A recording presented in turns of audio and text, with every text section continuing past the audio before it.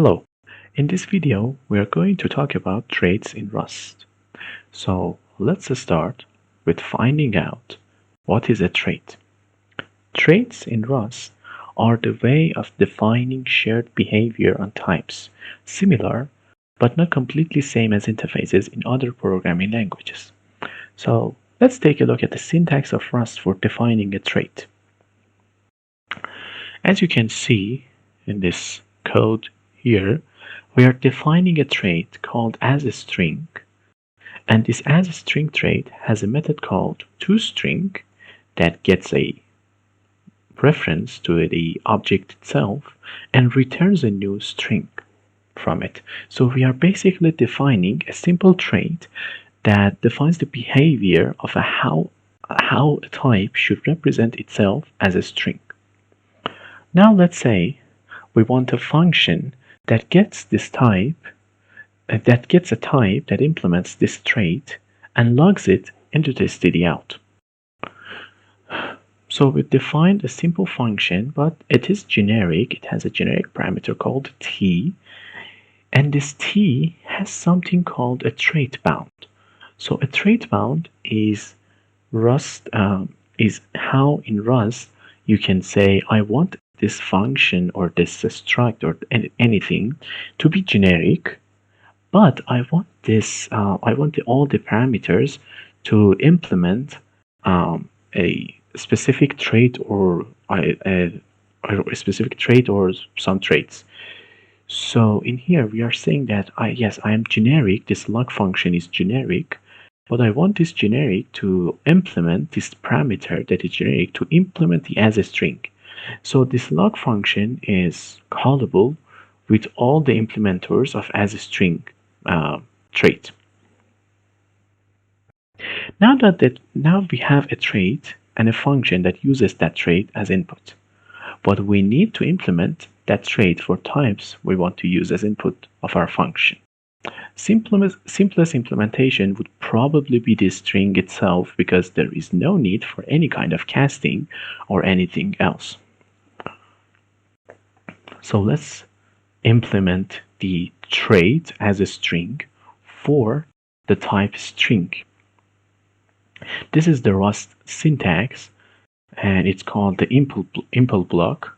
This is the Rust syntax for implementing a trait for a type,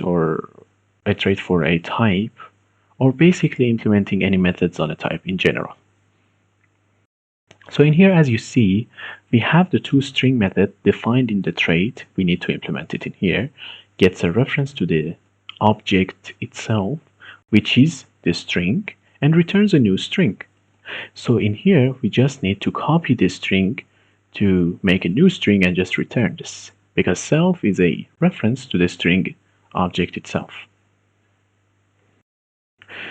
One of the cool things that you probably noticed by now about Rust is that we can implement traits for not just the types that we have defined ourselves, but the types that are defined elsewhere in a standard library or in any other library from the ecosystem.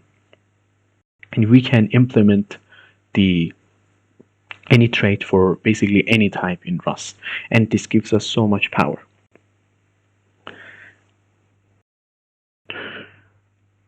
Now that we have implemented the asString for a string type itself, we can use it in our main function. As you can see, we have our log function that gets a string, and if we run this, it prints as it was defined in here, object and the value of the string representation of that object. Okay, so we have a function, and you see we don't need to specify any type of generic and we don't need to say what is this generic parameter, what is the type of it, because compiler that can infer it in most of the scenarios, in almost all scenarios. So this is almost what we have in all programming languages. But there is more to traits in Rust than just the simple interface usage. And what is that? That is, you can implement a trait not only for a concrete type, not only for strings, for ints, for any struct, but you can implement a trait for other traits, for implementers of other traits. So for example, as you can see in here, we are saying I want to implement as a string for the toString. And what is toString? ToString, as you can see, is a trait defined in the standard library and has almost the same signature as our as a string trait. We can say I want to implement my trait as a string for all types that implement the toString trait. It really gives us so much power to extend the language and the types.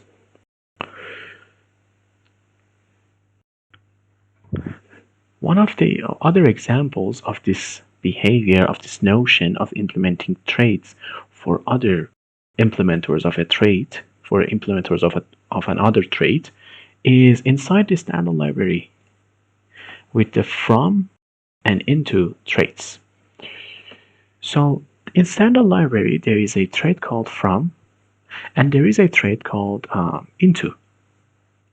And these two traits are basically Rust the way you implement, the way you tell Rust compiler that if my type, if my struct is going to be constructed or another constructed from other type. So for example, you have an string and so you have an i32 and you want to construct it from a string, you need to implement the from trait for your i32. The same goes into same applies to into trait as well. If you have a string and you want to convert it into an i32, you need to implement the into trait. But what is the usage of the notion we just talked about?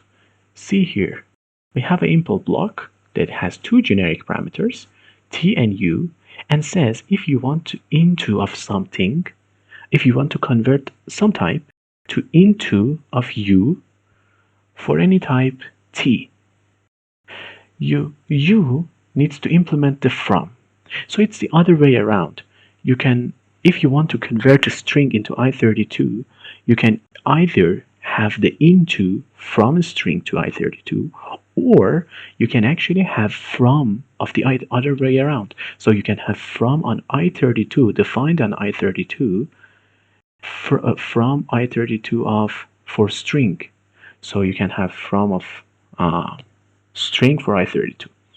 So it's either you can have impl from of string for i32. It gives you same as you can as having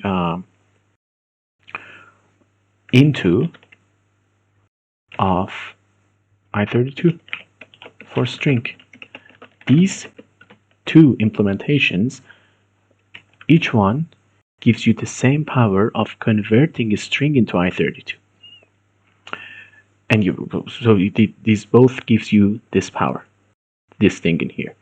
So as you can see, if we implement just one of these two, from or into for a type, we get the other implementation basically for free because it's the other way around.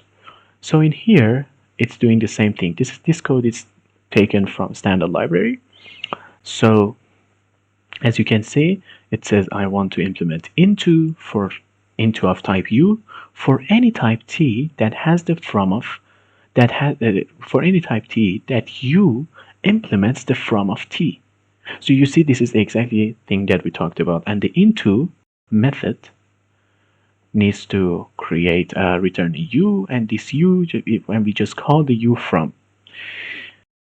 So this is one of the other notions, one of the other examples of using implementation of a trait for other implementers of a trait.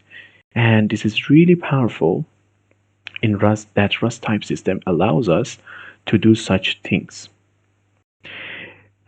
It was a brief introduction to traits in Rust. There is so much more in traits in Rust, and the important thing that we need to consider in here and see in here is that traits are backbone of almost all language features in Rust. Almost all language features in Rust are mapped into a trait somewhere in the language.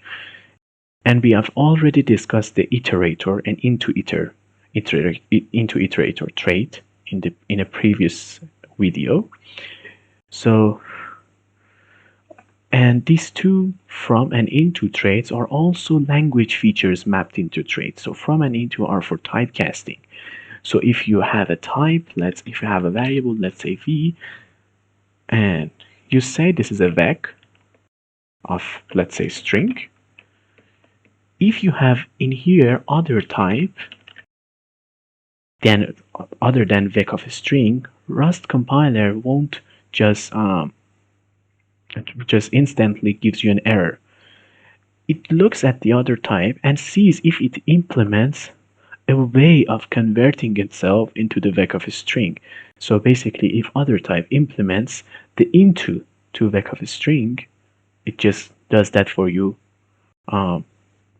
automatically, and there it gives you no error. So from and into are basically the Rust mapping of Rust typecasting and type conversion into a trait itself that you can implement, and this is really powerful. And now we can see that core Rust language itself, it's actually really simple and small, and there are so many traits that we need to learn about, but the core language itself and the rules are really simpler than it looks. Traits are really powerful, and learning them, learning how to use them, how to implement them, is a really important step in writing Rust. Thank you, and if you like the content, please subscribe and like and comment. And we are going to continue with our Rust videos, and thank you.